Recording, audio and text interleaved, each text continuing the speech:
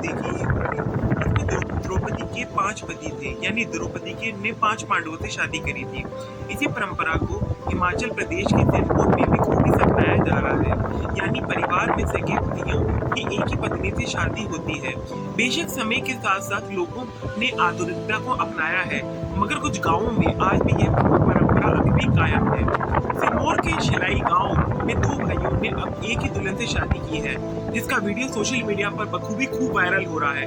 आइए जानते हैं पूरा मामला क्या है। Welcome to the show of Dhruv Vasudev Panchal. इस परंपरा को बहुपतित्व कहा जाता है। इस परंपरा के चलते शिलाई गांव में हट्टी जनजाति के 2 भाइयों ने एक ही दुल्हन से शादी रचा ली है। इस तरह तीनों विवाह बंधन में बंधे हुए हैं। बहुपतित्व की पुरातन परंपरा है के तहत संपन्न इस विवाह में को सैकड़ों लोगों ने देखा। दुल्हन सुनीता चौहान ने कहा कि इसने बिना किसी दबाव के यह फैसला लिया है। दोनों दूल्हे प्रदीप और कपिल नेगी ने भी कहा कि उनका यह फैसला बिना किसी दबाव के लिया गया है। सिरमौर जिले के ट्रांसगिरी क्षेत्र में 12 जुलाई से शुरू हुए और 3 दिनों तक चले इस समारोह में स्थानीय लोक गीतों और नृत्यों का लोगों ने खूब लुत्फ उठाया। विवाह समारोह का वीडियो इंटरनेट पर खूब वायरल हो रहा है। दूल्हे कपिल ने कहा, हमने हमेशा पारदर्शिता में विश्वास किया है और भले ही विदेश से रहे हो, लेकिन इस शादी के जरिए मैंने एक संयुक्त परिवार के रूप में अपनी पत्नी के लिए सहयोग, स्थिरता, प्यार सुनिश्चित किया। हट्टी समुदाय की परंपरा। हिमाचल प्रदेश उत्तराखंड की सीमा पर रहने वाले हट्टी समुदाय को 3 साल पहले अनुसूचित जनजाति घोषित किया गया था। इस जनजाति में सदियों से बहुपतित्व की प्रथा कायम है। अब महिलाओं में बढ़ती शिक्षा और आर्थिक प्रगति के कारण बहुपतित्व के मामले कम आ रहे हैं। गांव के बुजुर्गों का कहना है कि ऐसी शादियां गुप्त रूप से होती है। समाज इन शादियों को मानता है, लेकिन ऐसे मामले अब कम आ रहे हैं। विशेषज्ञों का कहना है कि इस परंपरा के पीछे कुछ मुख्य कारण है कि पैतृक संपत्ति का बंटवारा न होना। हिमाचल प्रदेश के मुख्यमंत्री VRS परमार ने इस परंपरा पर शोध किया था और PhD पूरी की थी। किन्नौर में भी निभाई जाती है यह परंपरा। हिमाचल में सिर्फ सिरमौर ही नहीं, किन्नौर जिले के कई गांवों में भी बहुपतित्व परंपरा निभाई जाती है। इसे यहाँ गांव में भी बहुपतित्व परंपरा निभाई जाती है। इसे यहाँ भ्रातृ बहुपतित्व भी कहा जाता है। नाम न छापने की शर्त पर कुछ जानकारों ने बताया, ये हमारे बुजुर्गों की चली आ रही परंपरा है। इस परंपरा से परिवार में किसी को भी कोई दिक्कत नहीं होती है।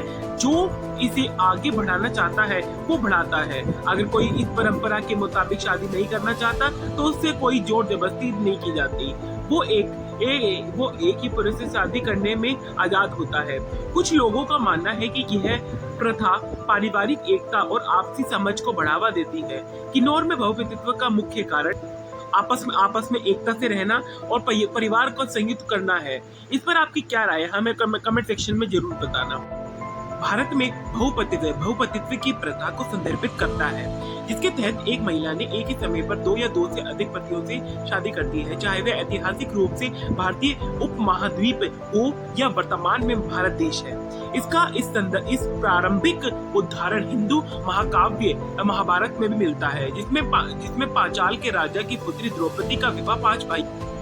बहुपतित्व प्रथा मुख्यतः किन्नौर क्षेत्र में प्रचलित है, जो भारत के हिमाचल प्रदेश का एक भाग है और तिब्बत या वर्तमान में भारत चीन सीमा के निकट है। जैसे कि महाकाव्य महाभारत में वर्णित है कि पांडवों को 13 वर्ष के लिए उनके राजा निर्वासित किया गया था और उन्होंने अंतिम वर्ष किन्नौर के इस पहाड़ी इलाके में छिपकर बिताया था। कुछ किन्नौरी मानते हैं कि यह प्रथा उन्हीं पांडवों के रूप में विरासत में उन्हें मिली है, जिन्हें वे अपने पूर्वजों की प्रथा मानते हैं। इसी प्रकार गढ़वाली लोग भी बहुपति प्रथा को पांडवों के वंशज मानते हैं।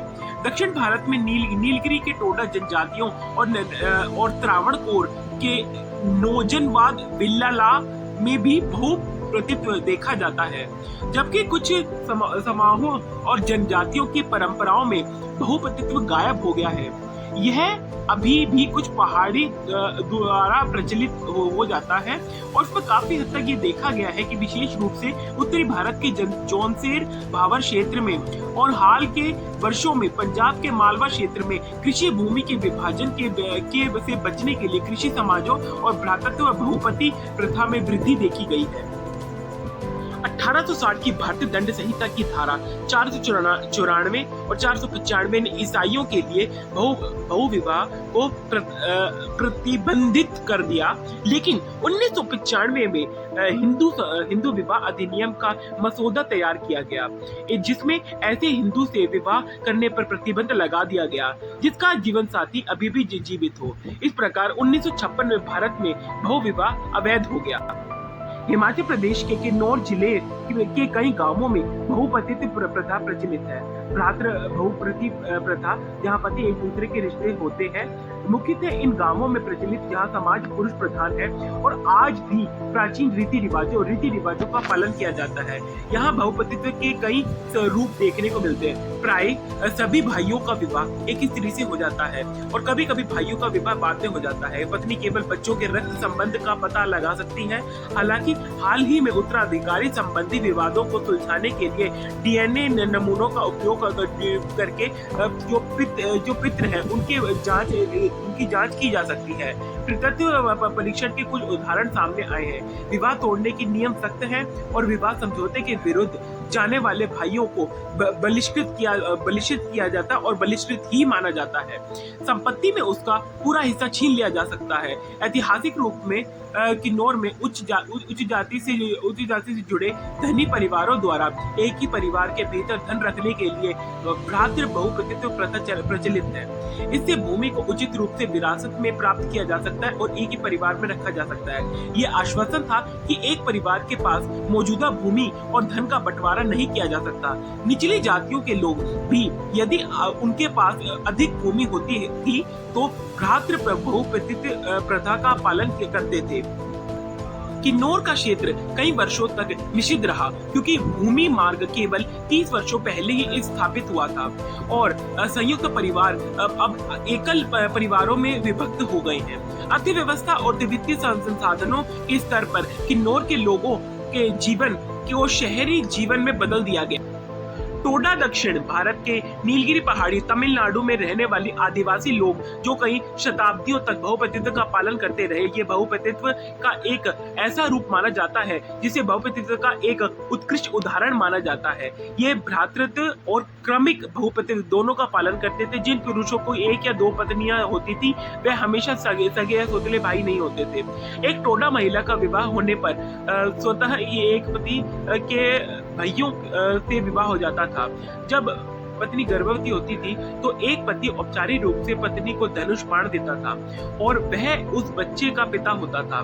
जब अगला बच्चा आता तो उसी पति को जिसने वह संसार किया पति कहा जाता था, भले ही बच्चा उसके जैविक रूप से संबंधित ना हो, जब तक कि कोई अन्य पति उस संसार को ना करे और पिता ना बन जाए। केरल में 19वीं सदी के अंत तक बहुपतित्व और बहुविवाह प्रचलित था। 20वीं सदी के मध्य तक कुछ छिटपुट मामले सामने आए थे, लेकिन बहुपतित्व का अभ्यास करने वाली जातियों पर केरल सरकार ने काफी हद तक नियम के तहत कदम उठाए थे। बहुपतित्व के मामले में एक आदमी की संपत्ति उसकी बहन के बच्चों को विरासत में मिलती है, ना कि उसकी अपनी बहुपतित्व प्रणाली के तहत। केवल सत्यापन योग्य रक्त संबंधों को महिलाओं के माध्यम से पता लगाया जा सकता है। हालांकि बहुपतित्व एक विवादित मुद्दा है जिसमें उसके असतित्व का समर्थन करने वाले के बीच राय विभाजित है और जो नहीं करते हैं। केरल के अझावा, मुक्का, कमलापुर और भी बहुपतित्व का अभ्यास करते थे। मालाबार और अझावा के इतिहास के बीच भ्रातृ बहुपतित्व की प्रथा आम थी और थिरिया पुलिपल्ली के अनुसार थिया एजुआवा मुकावा समुदाय को महिला सदस्य अंग्रेजी, फ्रेंच, डच और पुर्तगाली पुरुषों के साथ अपनी उपपत्नी के रूप में जुड़ जाती थी।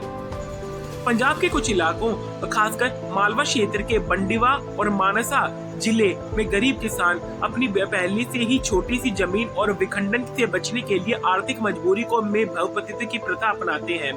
पंजाब विश्वविद्यालय द्वारा 2019 में किए गए एक अध्ययन से हरियाणा और पंजाब में बहुपतित्व के मामले मिले। इस अध्ययन का समापन जेंडर कलेंजर एंड ऑनर नामक पुस्तक में हुआ और इसमें हरियाणा के यमुनानगर और पंजाब के मानसा फतेहपुर साहिब जिला में पत्नियों ने साझाकरण के मामले पाए गए। उत्तराखंड के जौनसर बावर में बहुपति प्रथा प्रचलित थी।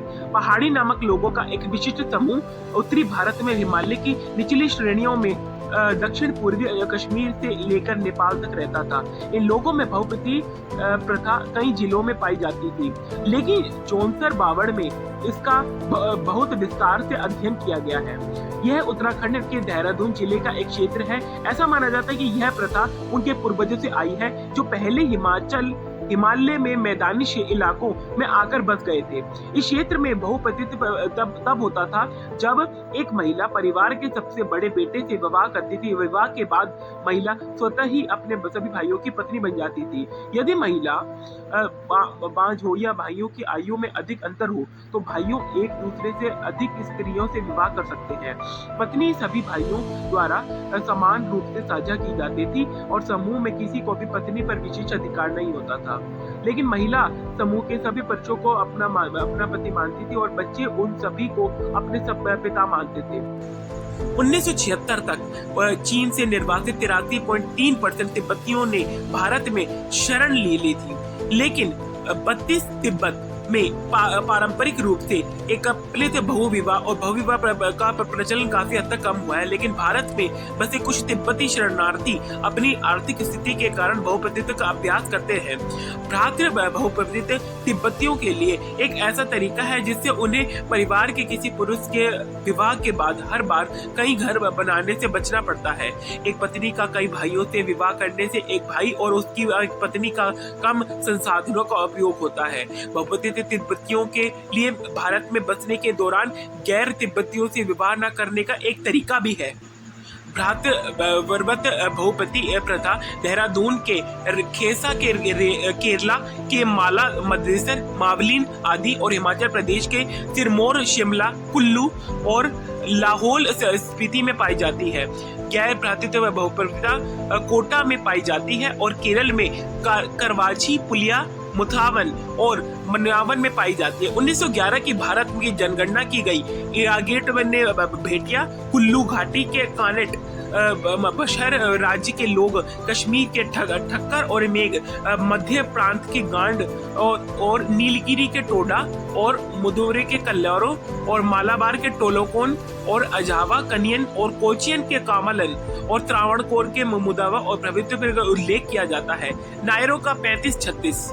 अगर आपको हमारी वीडियो पसंद आ रही हो तो इस लाइव वीडियो को लाइक और सब्सक्राइब जरूर करना। बहुपतित्व वास्तव में एक दुर्लभ घटना है, यदि उतनी दुर्लभ नहीं जितनी कभी सोचा जाता था। इस शब्द को परिभाषित अगर हम करें तो ये एक बहुत ही दुर्लभ घटना के रूप में आपके विख्यात होता है। इस शब्द को परिभाषित करने वाले चरों की समझ विकसित हो रही है। दो सबसे प्रसिद्ध क्षेत्र जहां बहुपतित्व का अध्ययन किया गया है वह 21वीं सदी में इतना अभ्यास देके जारी रहा। ये है तिब्बत का पठार, भारत, नेपाल, चीन के तिब्बत स्वायत्त क्षेत्र द्वारा साझा किया गया क्षेत्र और दक्षिण प्रशांत में मार्कस द्वारा समूह।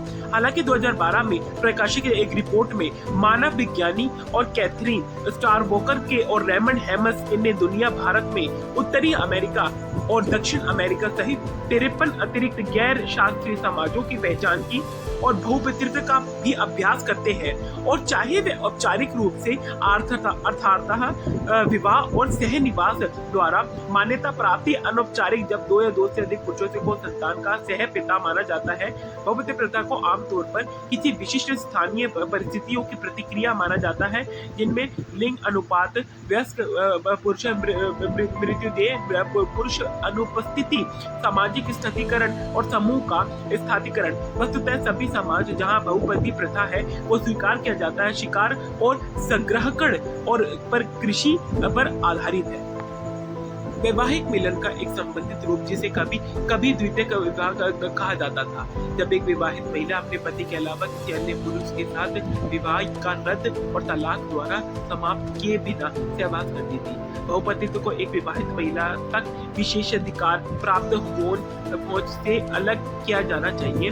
ये एक ऐसी प्रथा है जो इस पारंपरिक संस्कृतियों में काफी आम थी और अक्सर रिश्तेदारी, आतिथ्य या प्रजनन संस्कार के रीति रिवाजों से जुड़ती थी। अगर आपको हमारी वीडियो पसंद आई हो तो सब्सक्राइब और लाइक जरूर करना। हमको आपकी सपोर्ट की बहुत जरूरत है और ये बहुत ज्यादा जरूरत है हमको।